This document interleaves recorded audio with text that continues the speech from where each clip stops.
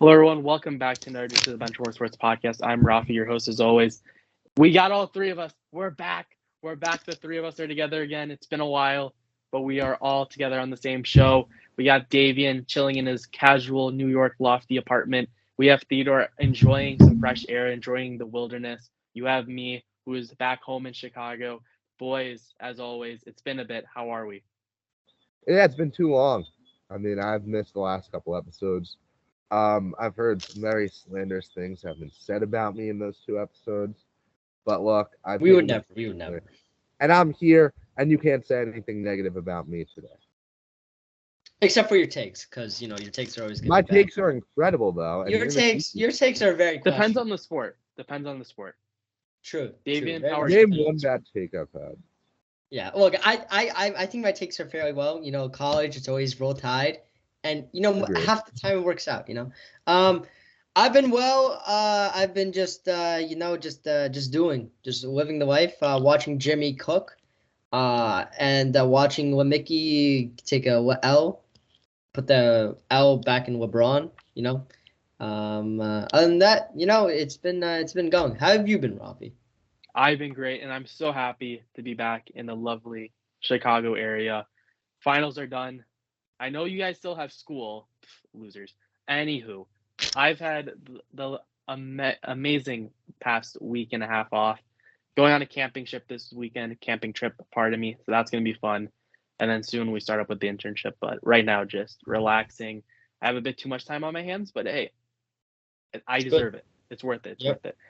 Speaking of people with L's, as you mentioned, Davian, because I'm not taking any L's currently.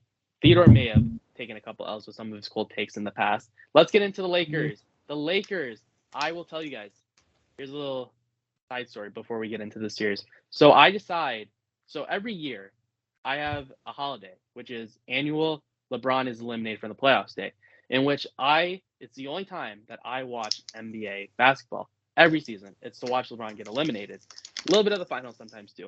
I am one of his biggest haters. I don't think he cares. He has so much money, so it doesn't really matter at the end of the day. So yesterday, I turn on the game at 7 minutes, and I see Jokic just chuck up a shot, and I see a terrible turnover on the other end, and I just shut off the TV. I'm like, you know what? I'm just gonna wait until we get to 2 minutes, because I cannot watch much longer this. Remember, I watch playoff hockey, which is actual good playoff sports.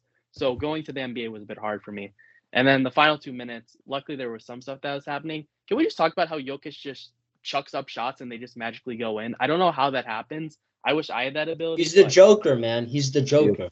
Yeah. But boys, let's break down the series. Starting with you, Theodore, because you're back. Yeah, look, Raffi, you're just a certified hater. I mean, you just watched to watch. I am an absolute hater. I respect it. I am 100%. Look, I'm not even going to deny it. Let's talk about LeBron real quick, because that's obviously all anyone cares about in this series. He did not have the incredible series everyone's making him out to have. I mean, he scored 7 points in the second half. It's not good. He had that incredible start. Yeah, his final stat lines have been pretty incredible, but you watch the games, he does stuff down the stretch to hurt the team, and quite frankly, I think if you plugged in some other superstars in his place on this Lakers team, they certainly would have been swept. They maybe even take the series to about 6 games. The Nuggets were just an incredible team. Jokic has help finally. Michael Porter Jr. has finally grown on me as a player. He's been great. He had a career-high 6 assists a couple nights ago. That was pretty awesome. And Jamal Murray is a certified, number 2 option. For all the talk about Jalen Brunson and his playoff run, Jamal Murray has been even more impressive these playoffs, because he always takes it to another level in the postseason. And this Nuggets team, they were clearly the better squad, and it's no real surprise to me that they were able to sweep LA. I just want to mention this before throwing it over to you, Davian. ESPN, everyone else, every other major sports network, be better. Talk about the Nuggets being really good, because all I kept seeing was stuff about the Lakers when they're down 2-3. I was like, oh, the Lakers could come back. Oh, LeBron is getting hot. It's let's talk about the Nuggets and how great of a year they're having and how great of a series, how well they're playing, rather than continuously going down on 2 knees for LeBron James and the Lakers. I'm done with it. I barely focus on basketball, but all I saw on ESPN for the past couple days was, oh, can the Lakers come back? How can this affect LeBron's greatness and his legs? It's like, can we please pay attention to the Nuggets and how well they're playing, please? Davian. Look, I said from day one, this Nuggets team is dangerous. I mentioned it in the podcast a few weeks ago with when I was on with Theodore that I got to see the Nuggets in person. I got to see their bench play, though. And they kept it close against these starters on the Phoenix Suns. And we know how star-studded that team is as well. This Nuggets team is legit. I've said it from day one. I think they've gone madly disrespected. I also do believe that LeBron did play well, but LeBron is one person. This is a team. He can't carry, yes, you could say in times he could carry a team, and you could say, the 2016 Cavs he carried. But I would not say that in basketball you could be carried by a player throughout the playoffs. In 2016, he had Kyrie. He had Kevin Love. He had pieces around him. Here, while he has pieces around him, they aren't playing well together. The chemistry's not there. The Lakers lost. Then you go back and just completely kind of figure it all out. Rebuild with what you have. Don't rebuild from ground zero up. But other than that, I got nothing else to say. I'm more interested in what Jimmy Butler's been doing. Look, he cooked the Knicks, right? But even then, at times during the Knicks series, he was he wasn't really there. Every single game against these Celtics, they have shown up, and now the Celtics are. Don't give us one. That's their new motto. It's the motto the Red Sox used in 2004, sadly. But look, point is that they're desperate. The Celtics have just been outplayed by the Heat. It's not that the Celtics are losing. It's just that the Heat are beating them, and that's what the Heat have been consistently doing throughout these playoffs. And that's why I think they're going to the finals. I think they're ending this tonight. Take out the brooms. Jimmy Butler's here to play, and he's here to stay. You mentioned baseball, and I just want to mention this before throwing it over to Theodore. Baltimore Orioles are second in the MLB right now in record. Who watches baseball in May? Who watches baseball in May? Because I keep my tabs on the Chicago Cubs as my official, I hop on the wagon in October. I'm one of those baseball fans, but I like to keep tabs on the Cubs throughout the season. And I saw the Orioles were the second best team in the MLB right now, and I just got to say, good work, guys. No, come on. The Yankees are fourth in the AL East. This doesn't mean anything. Yeah. They're not making the playoffs. I'm agree. Yes, they will. We'll talk about MLB on another podcast as we get further into the NFL, NBA, and NHL offseason, where who knows what we're going to talk about. We're going to be forced to talk about baseball. Peter, what are your thoughts on the Heat Celtics series? Because right now it just looks like the Celtics are just collapsing every single game. If you would have asked me, I would have thought that this is the 76ers, in my opinion, with how they've been collapsing. First of all, you had Ime Udoka, who was a very good head coach. Now, look, this guy did something a little morally questionable, but you didn't have to suspend the man for a whole year. If the Celtics had this guy coaching them on the sidelines right now, I think this is a competitive series, because the fact of the matter is, Joe Mazzulla is one of the worst head coaches I have seen in my life. This man is a bum. ESPN goes into the huddle while they're down 2-0 in the series, while they're down 25 points in the third quarter, and you see Al Horford drawing up a play for the team. You're the head coach, and you're giving another player the play. I saw this with the Blackhawks. This happened with the Blackhawks, not last year. No, it was last year, where Jeremy Colleton, the man who just has an ego where he thinks he's a know-it-all, and he is just standing off to the side, and Jonathan Taze is drawing up a play. The moment you see the player drawing up the play while the coach is off somewhere else on the bench, it's over. Coach is, you got to get him out of there immediately. Right. I know what you're talking about, Theodore. Steve Kerr used to do that, where he'd have Draymond draw up a play when the Warriors were up 32 points on a team in the fourth quarter, because they were that good. The fact of the matter is, when you're down, and even the stuff he said, he has the complete wrong attitude on this. He's a guy that better not be back next year. If I'm I'm a Celtics fan and this guy comes back, I think I'm riding. It's just absolutely absurd that they're in this hole right now, because Jimmy Butler's incredible and the Heat are incredible. They're a very, very good team. And as much as I want to slander Boston, more of it is on my end, because the Heat were 3 minutes away from being eliminated. I mean, they were down Yeah. 1 point to the Bulls with 3 minutes left. If they lost that game, they were done. They came back. They've been exceptional. It's one of the most fun runs I've ever witnessed, and Boston is just another victim to that. You know, let's turn the subject. Let's move the topic to the NHL playoffs, where we're seeing a very similar story happening with another team from Florida, the Florida Panthers, who got in thanks to the Pittsburgh Penguins losing to the Chicago Blackhawks in the regular season, where they easily could have won that game. Versus the Blackhawks, could have been a minor league team at that point. That's how bad the Blackhawks were, which gifted the Blackhawks Connor Bedard. Thank you. But the Penguins losing those games opened the door for the wrath that has been the Florida Panthers. I don't know if you guys have been keeping too many tabs right now, but the They're Florida insane. Panthers are pushing the Carolina Hurricanes. They might sweep the Hurricanes. Yeah, no, I seriously think that they might, eliminate the Hurricanes. I think that they've been playing exceptionally well. And I think in the West, you see, I see the Stars, and, I feel like all around, you're just seeing really big surprises in the playoffs. And I think it's just cool to see, especially in the NHL, where I feel like at times you might, especially in the playoffs, it's like, oh, the same old teams are, doing well. Especially, I think about, the Penguins era. I felt like it was always the same old teams I would be able to But that push was through the the best playoffs. because it was always the Blackhawks. Well, yeah, much true. But Yeah. those are my thoughts on that. Let's just talk too about the fact that we look at Florida, Carolina, Dallas, Vegas. If you're an original six fan or a fan from Canada, you are fuming at those final four teams. But if you're trying to grow the game of hockey, you can't have four better environments. The Hurricanes, you thought their environment was dead. They were thinking about relocating 10 years ago, and now it's just a bustling hockey environment. Those games are absolutely crazy. I hope to go to a Canes game one day. The Florida Panthers, as much as I rip on them for only having 7 fans, which I think they do, they're showing up to their games, which is huge. They're packing that arena.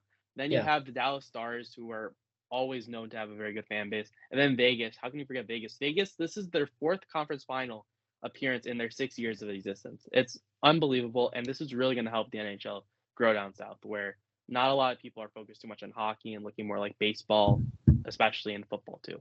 Theodore. Yeah, I mean, I think you guys hit it right on the head there. Let me just take some credit. And I've been gone here a couple weeks, but I have been doing my own hockey show at my school studio. And on that show, after the Panthers upset the Bruins, I said, mark my words, we will see these Florida Panthers lifting the cup in a couple of weeks. Theodore had those 2012 vibes. He was the first one on the wagon. That is amazing. Good work, Theodore. Yeah, I didn't see the Bruins upset happening, because who would have, right? Who thought that would have been a possibility? But yeah, I've had so much fun watching playoff sports this spring. I mean, it feels like we've had a lot of exciting matchups, a lot of good games that I think Vegas has been a fun team. They've been cool to follow, and I'm just going to keep riding it out. I mean, you start the conference finals in the NHL with 4 overtime games. I don't know how you can get anything better than that.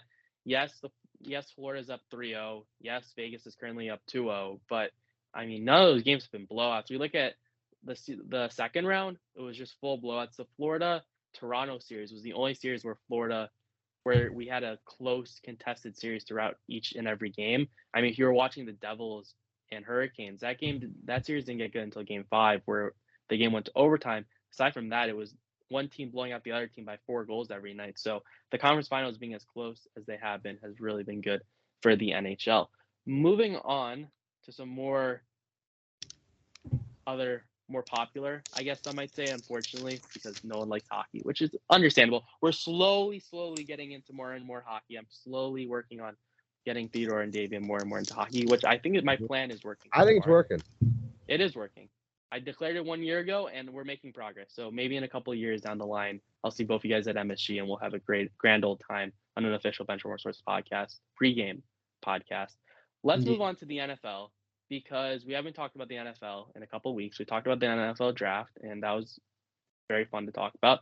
But let's talk about some of the teams that we think are going to be really bad. Who is going to be contending for the possibility of taking Caleb Williams? Davian, you're raising your hand. Yeah, Packers, Saints. Just right off the bat, the Packers and the Saints. Look, neither of those teams I feel like are have a QB that they're confident in. I'm not confident in Jordan Love. You can clip this in October and tell me I'm wrong. But I'm sorry. What I've seen from him so far in the limited time that we've seen him, I have not been impressed by his gameplay. The Saints, I feel like same way. I feel like they didn't do enough over the offseason. I don't think that they will be a good team. Another team to watch out for is the Cardinals. I mean, they did what bad last year. I feel like this year they didn't change that much. Yes, changed coaching, but beyond that, didn't do a lot.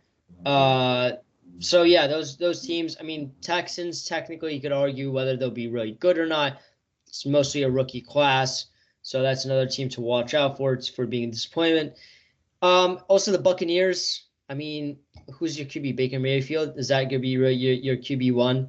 As much as Baker has impressed me in his time with the LA Rams, I don't know if he really fits the Buccaneers scheme, and I feel like changing it all will be just a hassle. And also the wide receiving core down in Tampa is getting old.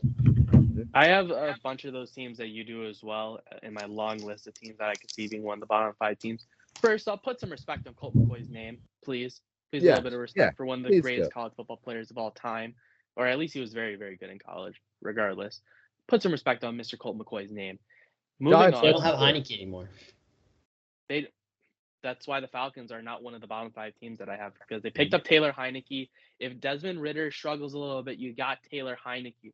Guys. Trace McSorley is a New England Patriot. I just want to say that. All right. Throw it on a dime. Oh my goodness.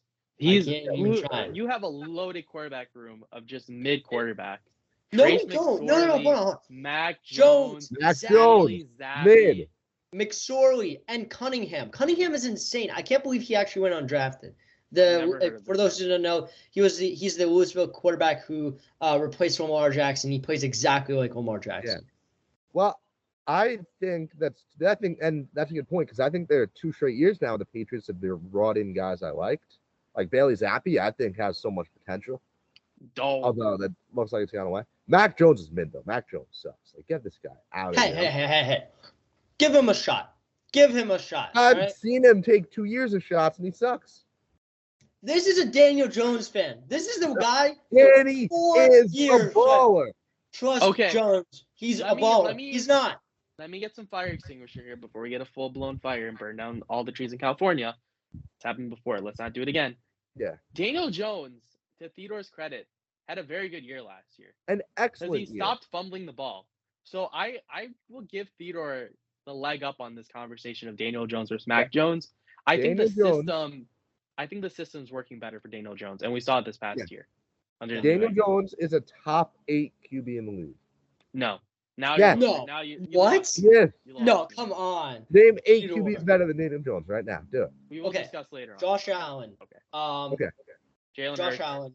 Aaron Rodgers. Jalen Hurts. Patrick Mahomes. Burrow. Patrick Mahomes. Justin Herbert. Derek Carr. No. Derek Carr. Ryan Tannehill, for that matter. No. What do you want right now? That leads me into one of the teams that I think is going to be really bad this year, and that's the Tennessee Titans. I have no idea what's going on in their quarterback room. I mean, you have Tannehill, but Tannehill just fell off a cliff last year, and especially as a fantasy owner, I had the lovely experience of having Ryan Tannehill be my fantasy QB1. Mm-hmm. Not a good idea. Let me jump in here real quick, Raffi, because I agree that Tannehill has some problems, and I think Malik Willis isn't the guy either. I trust Mike Vrabel. I think he's a really good coach, and I also still think they're in a really bad division. So for that reason and that reason only, I think they are a team that can sneak into the playoffs and not be atrocious. If they were in any other division, I'd probably agree with you. Can you guys hear me again? Yeah. Okay, cool. We heard you. Still hear you, bro. I just wanted to make sure. But anywho, the Titans are a team that I think is going to be bad. Do they trade Derrick Henry? That's another thing that we need to keep tabs on. I think if there's any time to trade Derrick Henry, it's now. I don't think the Titans are going to be good this year. I don't see them being good in the foreseeable future. And Derrick Henry, I believe he's entering his 30s now. He might be 30, 31 years old. It might be time to ship him off somewhere else. I actually thought before the Falcons took Bijan, I thought that Derrick Henry to the Falcons could have been a very interesting thing. The Eagles potentially could be a team. Could you imagine if the Eagles picked up Derrick Henry on their team? my goodness, that team would be unstoppable. I'm sorry, Theodore, for giving you nightmares tonight, but That's good. We can stop them. Speaking of people that are stoppable, and I've been waiting to say this for a long time, Davian brought it up but didn't sit on it as long as I wanted them to. The Arizona Cardinals are going to suck. Kyler Murray is going to be approaching the end of his career very soon off of this season because, wow. Look, he's hurt. We know he's hurt, and I don't know what the timetable on his return is. But at some point, he's going to come back. And at some point, he's just going to suck out there because he doesn't have as much talent as he used to, but he still has enough talent where he should be decent. And he's also just not a good QB. I mean, he's too small, which isn't a problem. Like, I think small QBs can succeed. I mean, Drew Brees was good. Russ used to be good. I think Bryce Young can be good. But then Kyler he doesn't have the IQ. He tries to do too much. I've said, it's been a while since I've gone on a Kyler Murray rant. And remember, I've been saying this. You haven't been on the show. That's why. Yeah, okay. Fine. Sorry. Look, the fact of the matter is the Cardinals might hold the number 1 pick next year. They might be that bad. And I fully expect the team to move on from Kyler Murray at the end of the season and do whatever it takes to trade him. One of the worst contracts, bring me into the second team I want to talk about. The second worst QB contract is Deshaun Watson. The Cleveland Browns are going to go back to their old ways. I'm expecting a 4-win season out of that team. The Browns, I think, no way. Have to imagine Deshaun Watson at the helm. I think they're going to be atrocious. Their defense is still good. It's they not still that have a good. lot of pieces. Nick Chubb is on the team still. I don't think their defense is too bad. 4-win season. The Giants didn't go the Giants won 5 games with the worst year they had with Saquon Barkley. I think that Cleveland will be.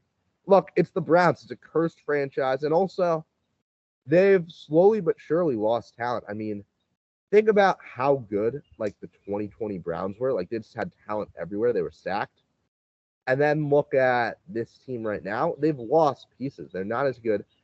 You know, and I hate to say this, but a Nick Chubb injury, which we pray doesn't happen, would completely sink the team. I can agree with that, though. They're at a point where they're not as stacked as they used to be, and they're going to be fully reliant on Chubb, I think.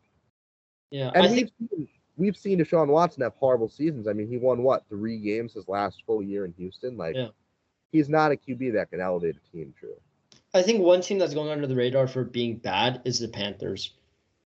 Panthers are a team, though, that I wouldn't be shocked if they're not good next year because they're a team that you just got a new quarterback. You just drafted Bryce Young. There's going to be growing pains. You rarely see a quarterback step right in, and a rookie quarterback nonetheless, and just step in and just light the world on fire. It's going to take a couple weeks. And the Panthers, they still have pieces like Brian Burns. You can make the argument, who do they have to catch balls from Bryce Young? That's a great argument. I completely agree. The Panthers don't really have. You traded away Christian McCaffrey. You traded away DJ Moore. They don't have many weapons, but they still at least have a decent offensive line. They have a decent defensive line. It's just all about putting pieces together. Yeah. I see this as a building block. We're going to talk about this once we get closer and closer to the NFL season, when we give our division winners and who we think are going to win the Super Bowl, all that stuff.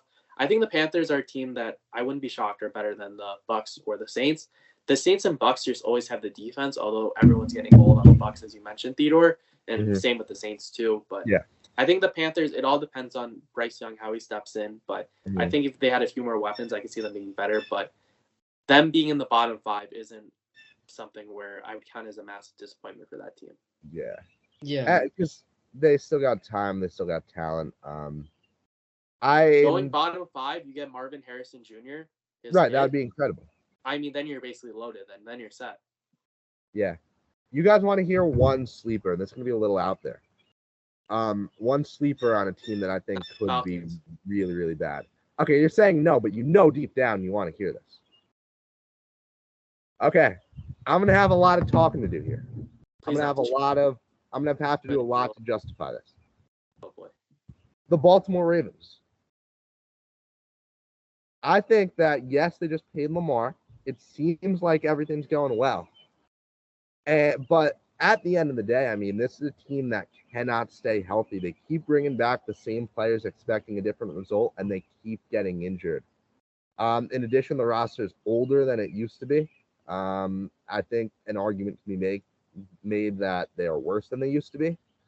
And also Lamar Jackson, again, he's a really good QB. I fully believe that. I'm not like a Lamar Jackson hater like I am for Kyler.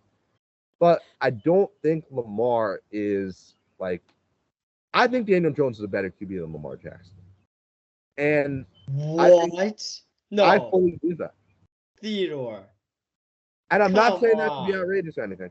Daniel Jones is a better QB than Lamar Jackson at this point. Theodore, that's absolutely okay. I was listening to Ravens take, right? Because that might be an actual factual take with the injuries that they have and whatnot. Even though they did just bring in OBJ and they brought in other pieces to help out Lamar Jackson. See, but to say that to say Daniel Jones is a better QB than Lamar Jackson is insane. It's just insane. Lamar Jackson is one of the best QBs in the NFL. Yeah, I don't think so.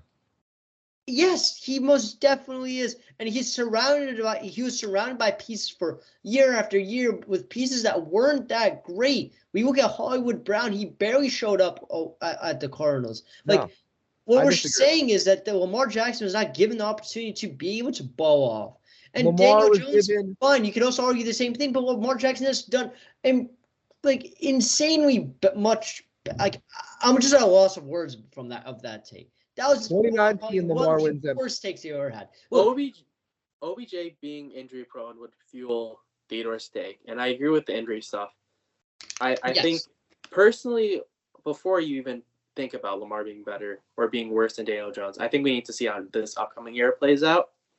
But I think if I had to choose, I'm going with Lamar Jackson. Now, Daniel Jones is a cheaper option, so you can afford more pieces around Daniel Jones. So from a roster construction perspective, you can kind of try to make an argument. But, I mean, like Lamar Jackson, he just adds another dimension with his entire game, with the ability to run the ball. I don't think he's as bad of a passer as people say he is.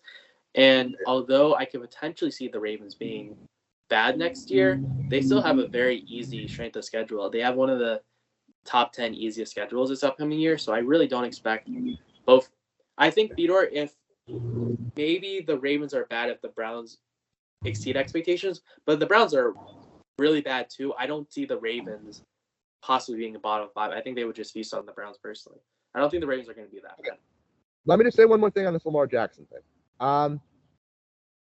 You look at the talent he's had, he was set up perfectly to succeed. Like in 2019, he wins MVP, right? He had a top 3 line in football. He had Mark Ingram in his backfield with a guy like Gus Edwards, too. Even Justice Hill was a baller. And Mark Andrews is just such a good piece for Lamar back there. Daniel Jones hasn't had a quarter of the weapons and opportunity that Lamar Jackson's had. And this year, I think that's finally going to start to change, where Danny finally starts to have some support. And I fully believe that Daniel Jones will outperform Lamar Jackson, and the Giants will outperform the Ravens. Would not be surprised at all. They went head-to-head this year, and look what happened.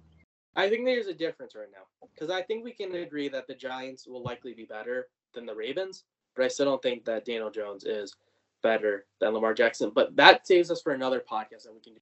Sure. That's all for this one. We're running a little short, but that's okay, because we all have places to be. At least I do. So we're going to have to close it there.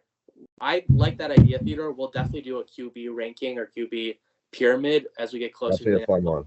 Once again, we're going to have plenty to talk about over the next few months. So we hope you enjoyed. Be sure to subscribe to our YouTube channel, Benchwarmer Sports. Follow us on TikTok, Benchwarmer_sports. Be a part of the 1,400 fan base. We're going strong at 1,400. Looking to get to 1,500, 2,000 soon. Love the flexing guys. Theodore's full-blown ready to go boxing. I'm still waiting for you to the box, but that's for another. Oh yeah, no, we were ready for that. I've been training. We were ready. We hope you enjoyed this edition of the Benchwarmer Sports podcast. For Theodore, for Davian, I'm Raffi. We hope you enjoyed. Have a great rest of your day.